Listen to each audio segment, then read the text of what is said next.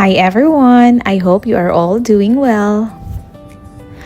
I've been working from home today and dahil tapos na ang working hours natin, samahan niyo naman kami at kami ay may pupuntahan. Just putting a little skincare before we head out. Kasi guys, importante ang skincare. Hindi tayo pwedeng haggard always, no? Super importante talaga na meron tayong protection sa araw para iwas damage ng skin.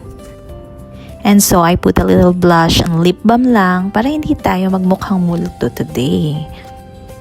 Ganito lang talaga ako kabilis mag-ayos guys. And voila! Ready to go na. Bye na. Kasama ko nga pala ang aking mga sisterettes, si Madge, Joy, and Jay.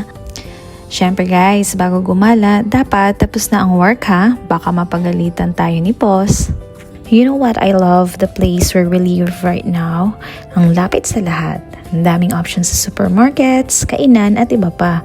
Dito rin nakatira karamihan ng mga kabayan natin. Kaya naman tinawag itong parang Manila Place dahil sa dami ng Pinoy. And we're here na at the metro station. It's one station away lang yung pupuntahan namin. And I think may hula na kayo kung saan yun. Yes, pupunta tayo sa City Center Dera to use our mall gift card. This was given by our company, Ojan, during Women's Day. Shout out Ojan, sana po laging ganito. Charot.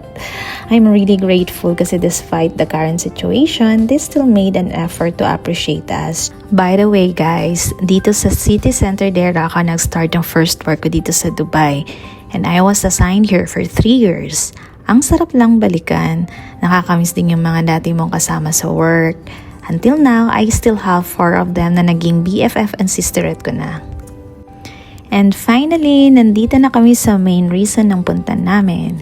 Grocery time. We're using the gift card to buy essentials. And first stop, spices. So, magre-refill lang kami ng mga spices namin sa bahay, guys. Pakonti-konti lang. And syempre, hindi natin pwedeng kalimutan ang apple ni Cosmo. At naglaro na nga itong ating tita Madjoy. 450 lang kilo to. 900 grams, 20 kilo. Kailangan niya i-check yung mga price guys sa panahon ngayon. Iba't ibang brand kasi yan.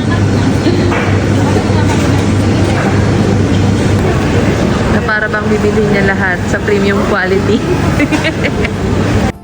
Alam niyo ba guys, kapag stress ako, isa sa mga ginagawa ko is mag-supermarket. Kahit pa wala akong bibilhin, iikot lang ako. Parang nakakakalma lang. Nakakalimot ka saglit sa mga iniisip mo sa buhay. Itong itlog guys, ito talaga ang hindi pwedeng mawala sa pantry natin. Alam niyo yan. So while sa paglilibot namin, of course, di pwedeng didaanan ang aming produkto. Runny! Bago niyo yun, te?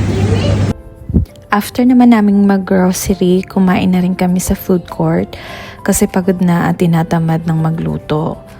Medyo konti lang din ang tao sa mall today, probably because of the current situation. So pauwi na kami and nag-taxi na lang kami kasi sobrang bigat ng mga pinamili namin. Hindi na kayang mag-metro pa. And just like that, another day has passed. Alhamdulillah, grateful for today no matter how simple it was. Nakauwi na nga tayo and ngayon naman ito ang pinagkakaabalahan, ang pag-aayos ng mga pinamili. And that's about for today guys. Thank you so much for watching and stay safe always.